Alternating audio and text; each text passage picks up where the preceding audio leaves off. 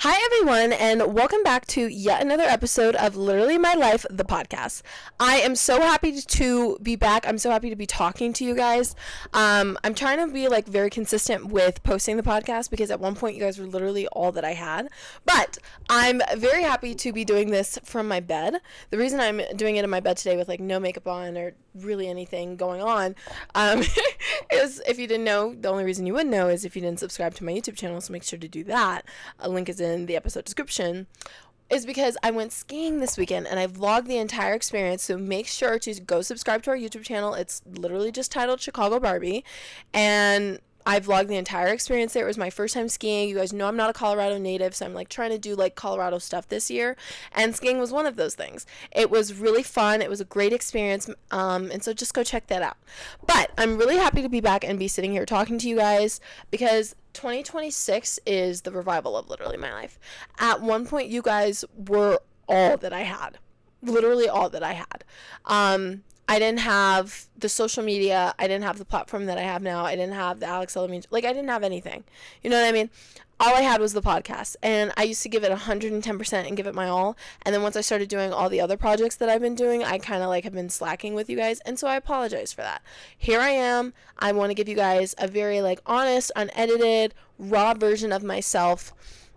Because even though my life has changed, I have not, and I've always been very transparent and very vulnerable and very honest with you guys, and that's what I want to continue to do. I'm happy to be here. I love you guys, and I want to thank everyone that listens to this podcast. Every time I go out now, people will tell me, "Oh my God, I love your podcast. I listen to your podcast," or whatever, on Thirsty Thursday or whatever, and I'm like, "Oh my God, thank you," because there used to be a time where I would literally send it out to my friends and be like, "Can you listen to this podcast I made? I don't know if I should publish it on Spotify." We've come so far. So, sorry for the little rant, but that's me. If you're new here, my name is Alex, and I rant about everything. That's why it's called Literally My Life, because it's just a podcast about my crazy life. But today I wanted to talk about how your fear of looking stupid is holding you back. And what you're thinking is right. I am definitely getting this from a SZA quote. Absolutely. So, because it's something that's been on my mind. So I have an outline on my phone. I'm going to be reading from the outline. I know you guys catch me doing that every time. I really don't have any shame in my game. I write my outlines a day before. I have to be more organized with that. So I don't have them memorized. Sorry, I'm not an actress. I'm a podcaster. But I just want to talk about that because if my fear of looking stupid had held me back, I wouldn't be talking to you guys. So it's not going to be the longest episode because I'm recording this by myself. Our producer is very busy this weekend. She wasn't able to help me film. So this is solo, dolo. I'm recording, editing, putting everything up, which I used to do back in the day. So this is an OG. This is for our OGs. Okay. So back in 2024, my junior year of high school, I decided to start a podcast and I was terrified of it. I wasn't the most terrified of being made fun of or whatever. I knew people were going to make fun of me because I was in high school. That's what people do when you're in high school. I literally was kind of scared of it, but I wasn't the most scared about the podcast. I was more scared to start posting on social media. Once I became an actual influencer, even though I literally hate that word. I don't feel like an influencer. Is that bad to say? I don't feel like an influencer. I just feel like somebody who shares my life on camera. I don't get I don't expect any kind of perks of it. I don't expect any kinds of fame or anything. I've always found something so sentimental in taking photos and taking videos of your life. You know what I mean? One of my favorite albums is Bad Bunny's album, I Should Have Taken More Photos. I had to study that in my Latin American class in high school, absolutely obsessed with it. And it was just a story, the short film that we watched that was attached to his album. By the way, I can't wait for a Super Bowl performance. Was about a man reminiscing on the past and the gentrification of Puerto Rico, and he was like, man, I wish I had taken more photos before this thing had happened.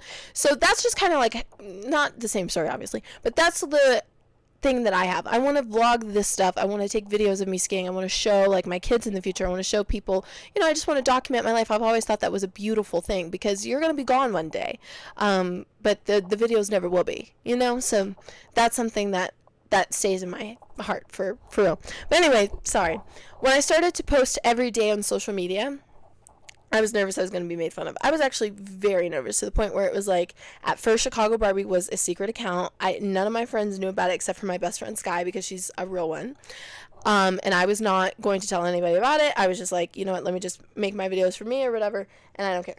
As I got more and more comfortable with it throughout the summer after junior year, senior year, and then college and stuff, I was like, okay, you know what, I can post it on IG Reels because I know everyone that I know is going to see this, and I don't care. I really don't care. But at first, my fear of looking stupid, my fear of being embarrassed, held me back. Like, I was literally, like, terrified. In high school, because this is how people are in high school, you know, people were just, like, really judgmental of the podcast thing. Actually, fun fact, one time, I had this friend in high school. She literally came up to me at my senior sunrise and was like, oh my God, I love the podcast. I should be on the podcast at one point. And I was like, sure, because this was around the time podcasting was really cool. We had like the cancel podcast was trending, and so people like were starting to find it cool that I had a podcast. And so she was like, I should be on the podcast. I was like, absolutely, cool. And then 3 weeks later, when school had started, her former best friend told me that she had said, when I had, like, the very first 2 or 3 weeks when the podcast had come out, she's like, wow, it's really sad that Alex has a podcast. Like, how bored do you have to be to just sit in your room and, like, talk to yourself? That's really pathetic. And then she asked me on my podcast 8 months later. So don't play. Don't play. So that's just one story, but we're going to get into it. But there were several, I would say, I'm going to put the mic down because I feel like it's being a little bass booted right now. There were several moments I realized I'm so glad that I got into this, even though I was so scared to be made fun of. Even when I started sports interviews. So, like, for you guys who are new here, a few months after starting Literally My Life, I started doing sports interviews for Illinois' top athletes, whatever. And my first interview, I was trolled on the internet insanely. I like OGs remember this one because it was really bad. I had gotten an interview with Illinois' top quarterback prospect, and I was really nervous, and I think like people online could pick that up, and a lot of people did, and there were just like some comments about it, nothing like too mean, but just like some crazy stuff. And I remember when I saw that, I was like, I'm never going to interview again. This is not cut out for me. I might not be a good interviewer. You know, it's just all kinds of stuff, right? It was just sadness. Just a lot of sad stuff going on there. But I continued to do it. Like 2 weeks later, I had set in my mind. Two weeks later, I had it set in my mind. I wanted to interview Talon Taylor, right? He goes to Georgia now, but he was from Geneva, Illinois. And I was like, I want to interview him so bad. This is going to be my redemption era. This is going to be the moment where I make my comeback, even though I was scared to look stupid again. And guess what I did? I showed up super prepared. I had all these questions for him, and it was amazing. And from then on, I continued to interview. And I'm so grateful that I did that. I'm so grateful that I did that. Even though I was scared to be made fun of, even though I knew people were going to have something negative to say, like, what does Alex know about sports? What does Alex know about podcasting? Who's interested in Alex or whatever? I put it all aside because I believed in myself. And I realized that this was my higher calling. And I could have literally rejected my purpose in life, the career that I want for myself, if I had let my fear of looking stupid hold me back. I'm not kidding. I don't even know what I would be doing because this is my purpose in life. I would have never, and I've said this a million times, I never would have guessed I would have been working in sports media, ever. As a little girl, I did not like sports. My dad used to turn on football games. I hated them. I didn't want to watch anything on ESPN. I was that person. As I got older, you know, I went to a basketball spirit high school. We were like the Cherry Creek of Chicago. Coloradoans will get that. So I got a little more interested in it, but I never really was like a sports person. I was always very nerdy. I was always like to myself, this was never supposed to be my calling. But I went on a limb, I experimented, and now look at me. Now look at my life. You know, I work in sports 24/7. Like, that's my life. I love football. Okay, so now let's talk about why fear is so powerful. Okay, social media, group chats, comparison culture, makes embarrassment feel permanent. And let me tell you something, embarrassment is not permanent. There were like literally, I can't tell you guys how many times I've been embarrassed. I cannot tell you. I cannot tell you how many times I've done stuff in real life and on the internet that I am not the most proud of. Can't even tell you. But it's not permanent. It's not. Like, okay, for example, when I do my makeup, I post it all the time. I make a lot of makeup tutorials and get ready with the mise and stuff because that's just something I like to do. Well, I have an orange tan foundation because I bought the wrong shade. But instead of, not getting my money's worth because I'm a baddie on a budget, I'm a broke college student, I got a really light concealer and I balanced it out and my makeup never looks orange. Trust me, I know balls so bad. Like, I would never be walking around with orange makeup in life. Like, ever. That would not be happening. But almost every time now that I post myself, and it's always on Reels. Reels is so negative. TikTok is so nice. But, like, people will be like, oh, you look so orange. Oh, my God, stop doing that. Oh, my God, you look so bad. Da-da-da. And I'm like, no. If this were coming from a helpful or a loving place, I would be open to receiving it. But I know it's not. I know that it's just, like, people just trying to poke fun at me, and I don't really care. People are going to look back and be like, oh my God, her makeup was so orange back in the day. Who cares? Why do you care? That's like the mindset I've had to adapt, because why do you care what I'm doing? Why do you care what I look like? Why do you care, what I'm saying or what I choose to do with my life? Why do you care? You don't have enough going on in your life that you care about what somebody else who's not affecting you in any way is doing with their free time? That's how I've had to adapt to it. It's like, if people really care the fact that I have a podcast that I don't talk about literally anybody on, I talk about it's literally my life. You know what I mean? It would be different if I had a gossip podcast or if I was, just sitting up here spreading lies about myself or my life or whatever. But I'm not. I'm being open, I'm being authentic, I'm being vulnerable, and I trust myself and I trust what I share on here and what I don't share. And if somebody has a problem with that, then that's their issue. It's not mine, because I'm not doing anything that affects anybody but myself. And that's how you have to look at things. And so if you want to do something, whether it's starting to post on social media, whatever it is, whether you want to pursue a new career, but you're scared of disappointing your family or whatever, you have to realize, this is my life. These are the choices that I'm going to make. I wasn't an adult when I started this podcast, but I'm one now. I'm 18. I'm an adult. These are the choices that I want to make for my life. And if I want to choose to be happy on social media and live my life authentically and out loud, then I'm going to choose to do that. Period, point blank. And there's this big myth that successful people are like fearless, and they're not. They're just willing to be seen trying. There are so many people that come up to me that say, oh my God, I wish I could post on social media. I've tried it. I'm not even kidding. I hear that so much. And I just tell them, why don't you just do it? Why don't you just do it? I think there's so many expectations with posting on social media. You don't want to look stupid. You don't want to look bad or whatever. But who cares? You're documenting your life. Your life. You're not documenting anybody else's. It's different if you're like running the shade room or whatever, but you're not. No hate to the shade room. I actually follow the shade room. But I'm just saying, you're documenting your own life. You're not affecting anybody. You're not hurting anyone. And that's why I just let go of my fears of looking stupid on here. So I sit on here every week. We have a producer. She's not here today. But before her, I used to just sit and talk to a camera by myself every week. What about it? Who cares? That's how I had to look at things. And being watched isn't being as judged as harshly as we think.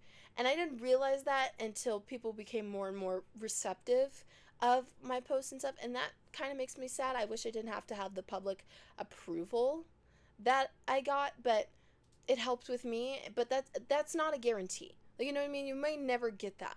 You have to find it within yourself. And I found it within myself. But a lot of the feedback that I get, 90% of it is very positive. Have people commented mean things before? Sure. Have people said mean things before? Sure.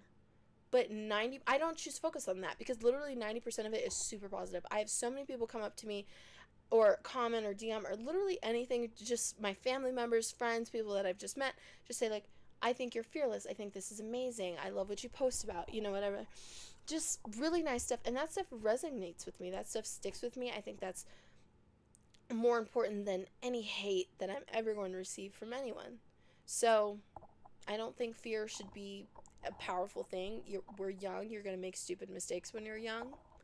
Um, People are going to talk about you anyway. So why don't they talk about you doing what makes you happy? Now I really want to talk about the cost of playing it safe, okay? I never really got into that. I am pretty young, so I've never, like, turned down something because I want to play it, like, settled for, like, a job or, like, something like that. I've never done anything like that. But I have seen a lot of people in my life who have delayed their dreams because they wanted to look ready or cool or polished, instead of just doing what makes them happy. And I know that we live in a world, especially with, like, inflation, where you have to do stuff that makes you money. So trust me, if nobody gets it, I get it. Why do you think I talk to you guys every week? Well, actually, it's not for money. It's actually very therapeutic. If you need, like, a way to get stuff off of your chest, please start a podcast. It's so therapeutic. Like, I can't even tell you how raw and, like, vulnerable and, like, emotional I get on here sometimes, and it just helps me so much. Whenever I have an issue, I'm like, I'm about to talk about this on the pod. I used to say that all the time. I used to be like, I'm about to talk about this on the pod. This is my favorite episode of the pod. Like, I'm not even kidding. I'm hilarious. But I get it. You don't want to pursue certain things because you have a fear of not making it. But that's why it's very important to pray. You have to pray and see what your calling is, because the calling that God has for you is more than likely different than the calling that you have for yourself. Like I've said a million times, did not think sports media was my calling, but God did. And I am so happy with where I ended up. It was 100% the right decision. But if you had asked me like 2 or 3 years ago what I wanted to do, I would have been like, oh, I want to be a criminal defense attorney, and I want to go to Yale, and I want to get my law degree at Yale, and whatever. I'm not even kidding. That was my dream 2 years ago. And look where I'm at now. See you, Boulder, doing sports. But God had a better plan for me. You know what I mean? Waiting for confidence kills momentum. Do not wait for confidence. Do not wait for approval. Do not wait for rejection. Find it within yourself. One of my favorite qualities about myself, not to toot my own horn, is how confident I am. You cannot tell me anything about myself. I'm very confident in myself because I know who I am. I know what I want for myself. I know who I am as a person. I know my character. I know what I would and would not do. And because of that, I love myself. Not because of how I look, not because of the things I've done for other people, not because of the things, but because of, like, the way that I know myself. You know what I mean? And so I'm very confident because of that. And I've let my confidence drive me into so many rooms. When I started doing sports media, I had a lot of opportunities and internships that pure confidence and the grace of God got me into rooms that I probably did not deserve to be in. I was definitely underestimated. I was definitely underqualified. I definitely didn't have the most stacked resume or whatever, but I still got the internships. I still got the interviews. I still got the opportunities because of my confidence and because of the grace of God. Because if God is for you, who can be against you? I don't want to get too religious because I know I like to talk about God a lot in my podcast, and it's not supposed to be a religious podcast, but I that's me. That's Bible. I was watching a video of Coach Prime, and it was the first team meeting. By the way, I love well-off media. But I was watching a video, and he was, like, quoting scripture, and he was like, that's just me. I'm always going to quote scripture. That's me. That's just how I am. I'm always going to have to quote it. It's just in my heart. God's literally my rock, my foundation, my best friend, my strength, my redeemer, my everything. So, sorry. But if God is for you, then who can be against you? I know God is for me, so I don't care about fear. I don't care about looking stupid. I don't care about anything because God is for me. So who could be against me? So let's talk about how to reframe embarrassment, okay? Embarrassment is proof of growth. It's very much proof of growth because you're doing things that is out of your comfort zone. One lesson I've learned coming into college is that you will not grow in your comfort zone. You will not do it. I was very uncomfortable moving to Colorado. I've shared this on here before. It was very hard for me at times to get adjusted because of, like, the diversity issues and moving away from my family and just all kinds of stuff. But I've grown so much. Was I embarrassed when I first moved here? Yes, I was the only person that looked like me. I was posting my entire life on social media to see, and I was embarrassed because I made several mistakes on there, and it was just scary, right? But I've grown so much. I'm not the same person that I was back in August when I moved here. And that makes me happy. I've grown. I've gotten closer with the Lord. I'm a more patient person. I'm a more determined and person, and I know that I can get through anything, because homesickness is not a joke. That was probably the hardest thing I've ever had to overcome, but I overcame it. I know that I cannot grow in my comfort zone anymore, so I have to do things that make me uncomfortable, like move 900 miles away, or try skiing for the first time, or start a podcast that maybe no one will listen to and then maybe everyone will listen to. Who knows? And who even cares if no one listens to you, if everyone listens to you? Who even cares about that kind of stuff? It's for you. That's what you have to do, what makes you happy. When I first started doing this kind of stuff, I'm trying to remember. I don't think I never was really low views, but I don't think a lot of people, I definitely had like lower episodes or whatever. And I used to get upset about that. I'd be like, oh my God, nobody wants to listen to me. Maybe I should just crawl into a hole and die. But it's not about that. It's about what makes me happy. And this is what makes me happy. So I'm going to continue to do it. Most people, by the way, forget your cringe moments faster than you think. There are so many times like people will like do something. I've actually noticed this most in classroom settings. Like, when you're in class and you're like trying to open a bag of chips or something and it's like completely silent, and you're probably thinking, oh my God, this is the most embarrassing thing ever. And when I'm that person, I'm like, oh my God, I'm so embarrassed. This is so scary. This is so crazy or whatever. People are going to remember it and I'm going to be taunted over little stuff like that. Maybe I have anxiety. I know we do. But when other people do stuff like that, I don't care. I literally don't care. You're loud opening a bag of chips, whatever. Like, nobody thinks about, I wasn't thinking about it the entire class. I moved on about 10 seconds later. I heard it. I saw it. I didn't really care. I didn't really process it. Nobody really cares about your cringe moments. People are a lot more self-absorbed than you think. They are thinking a lot more about their cringe moments than thinking about yours. Okay? They really do not care. And people who matter respect courage, not perfection. I've met so many people who are so far advanced in my career field, who have been working in sports for over 50, 60 years, not like even, you know what I mean?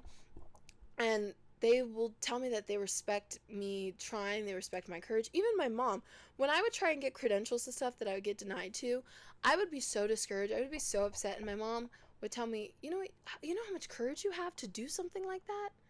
I never had to do anything like that, because you guys know my mom's a journalist, but my mom worked for CBS News for 10 years, so she never was like a independent creator who was trying to get credentials and stuff. That's a very new thing. That's a very new concept. And she's like, you fight, you work hard. Even if you get told no, it only takes one yes. And my mom is who matters. Anybody else, I don't really care. Well, obviously I do care about other people, but you know what I mean. So, how to go far for your dreams anyway, in spite of your fear of looking stupid. First thing I want to say is do it scared, do it messy, do it publicly. I know it sounds crazy, but you just have to do it. Okay? When I first started doing this, I'm always going to use me as the best reference story because it's like, literally my life. I didn't know anything about podcasting. I recorded our first episode on my phone and my voice memos with my headphones in. I didn't know anything about, I didn't even really do that much research, which is pretty bad, but I didn't know much about it, but I just did it. I did it messy. I did it without an outline. I did it without producers, without a deal. I did it by myself. And I'm so happy that I did it. I'm so happy that 2 years later, in a different state, living a completely different life, I still have you guys. You guys are the stability in my life, and I would have never had you guys had I not done it scared, had I not done it alone, had I not done it messy, had I not done it publicly. So just do it. Also, you need to detach your identity from the outcome of your situation. Had podcasting not worked, had this been a failure endeavor, like some previous endeavors that I've done, that doesn't mean that I'm a failure. Just because you try something and it doesn't work out doesn't mean that everything you do isn't going to work out or that you're a failure or anything. That's just not how things work. Sometimes things don't work out. Sometimes things don't pan out to be the way that we want them to be. Like, I didn't get into Yale. That doesn't mean that I'm a failure because I didn't get into Yale, even though that was what I wanted for myself for years. It just means I didn't get into Yale. That's all that it means. And you need to replace the saying, what if I look stupid with what if this changes my life? I wish I had said that to myself, because this changed my life.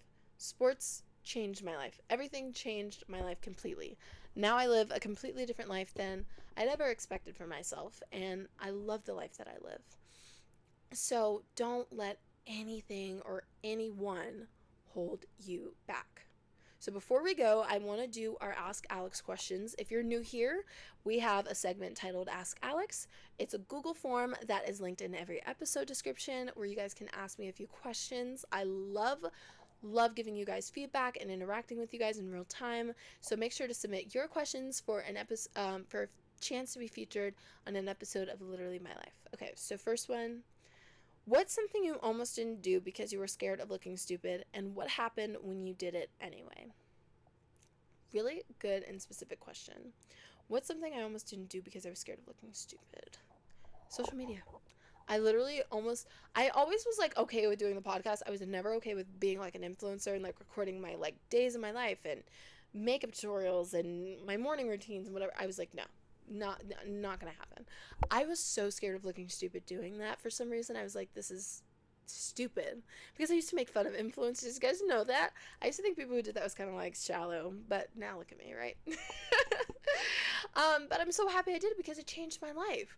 I'm so happy that I got on social media or whatever, because I wouldn't be where I'm at. I wouldn't be doing what I'm doing without my social media. So I'm glad that I do it, even though it was terrifying at first. When did you realize that embarrassment isn't actually dangerous, just uncomfortable? Really good question. These are really good questions. When I realized something was, that embarrassment isn't actually dangerous? Probably after the whole, like, my first sports interview. For sure, because I was so embarrassed after that. Like, not in like, oh, I'm gonna crawl into a hole and die, but it was just like, why do I have to go through stuff like this? Like, this kind of stuff only happens for me. Like, why can't I just interview and move on with my life and have a good life? But I realized it's just embarrassment. It's not dangerous. It's just uncomfortable. It feels bad for a little bit, and then you just move on with life. Everyone else moves on with their life, and now nobody remembers that first interview. I moved 900 miles away to go to college, and nobody knows that happened until I just brought it up again.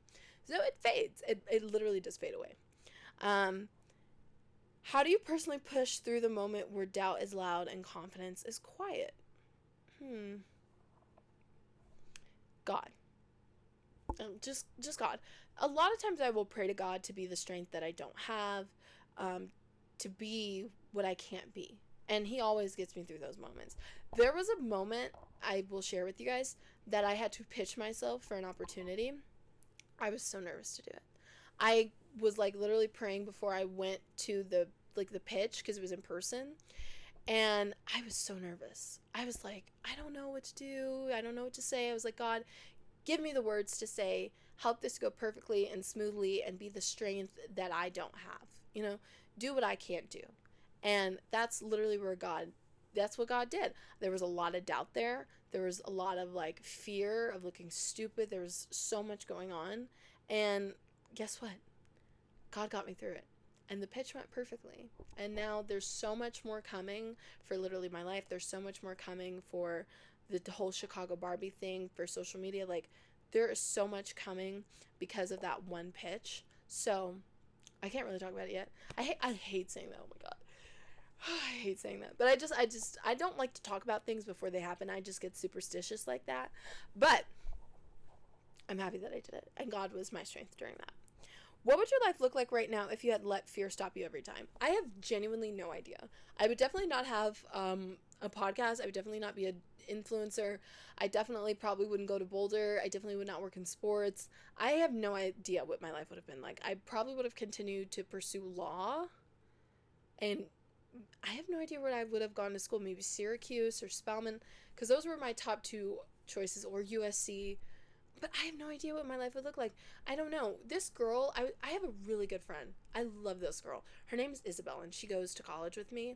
We were at a party the other night, and she said something so sweet to me. Now, I'm not saying it's true, because this was a very ego-boosting compliment, but really changed my life. She said, Alex, like, you have a life most girls would dream of. You have, like, everyone's dream life. Now, do I believe that's true? Probably not. But boosted my ego for sure. Very sweet compliment. Love her. And it's true. Like, in some ways, I have my dream life, and I didn't even know it was my dream life. And I do have a lot of people that look up to me now, and I just live a completely different life than I ever would have thought of.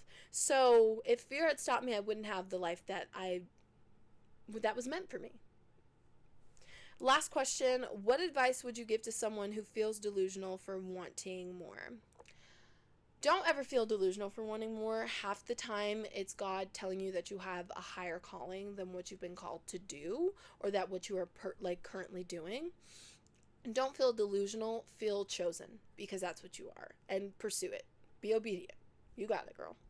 Thank you guys so much for submitting these questions. Make sure to click the Ask Alex link in our episode description. It is completely anonymous. I'm not here to share all your business like that. I'm not like that. Okay? You guys can just talk to me. Before we close out, I want to give a little life update before we go. I just love to do these with you guys. I recently went skiing this weekend. That vlog is up now. I talked about that in the beginning of the episode, but I would love it if you guys went and watched it. It was very fun. I also am looking into doing a Literally My Life live episode, like doing this live at an auditorium at my university. I'm really scared to do that. I'm not announcing anything yet. I'm still working out the logistics, but I'm definitely looking into doing that, so I'm very, very excited. Also, on February 7th, me and 2 other Boulder influencers are going to be at the CU versus ASU basketball game at 7:30. Make sure to pull up, because we're doing on-court halftime challenges, and you guys know I'm gonna win. No, I'm kidding. Tatum is so athletic. Like, you guys know me. Stevers won the race, but Tatum is so athletic, so we don't know. But we're doing a halftime challenge. We're gonna be there that day, so please come and see me at the basketball game. I really want to see you guys. Let me know what you guys think about the Literally My Life live event. Also, I feel like I've really gotten my life together. Like, I'm at so much peace in my life. The only thing I'm going to work on is my attitude. I feel like I still kind of have a bad posture in my heart. I need to be a little kinder to people. We'll talk about that later on. But my life is going great. I live alone now. I think you guys all know that. My roommate moved out right before winter break because she found an apartment with her friends on the hill. So no bad blood there. I literally love her. I miss her so much. But now I just live alone in this big apartment, and I love it. I like living alone. I love my life. Am I homesick sometimes? Yes, but I'm really adjusting to my new life in Colorado. Okay, let's close out this episode. Enough about me, okay? I want to tell you guys that you have permission to be seen trying. It is not embarrassing. It is not weird. Do not let your fear of looking stupid hold you back from your higher calling. Please do not let that happen to you. If I had listened to myself every time that I thought I would look stupid, I would not be talking to you guys right now, and I would not be living the life that I was called to have. So don't let that happen to you. Please use my story as a testimony, okay? Encourage one small brave this week. One small brave action this week. Just do something small that you had never done. I already did it. I went skiing. I would have never done that. I have such a fear of sliding down a hill and dying. I don't know. I've been through a lot, but I did it. Try something new that you've never tried before. Get a new haircut. Try a new nail color, or maybe try something that you've been wanting to try for a long time. And I love you guys so much. The version of you that you want to be already tried. Remember that. I love you guys so much. Thank you for listening to yet another episode of Literally My Life. I'm so grateful to continue to do this podcast. I hope that we can do this live one day. So please let me know if you guys would be into that. I appreciate you guys dearly, and I will see you guys next week. Bye, honey.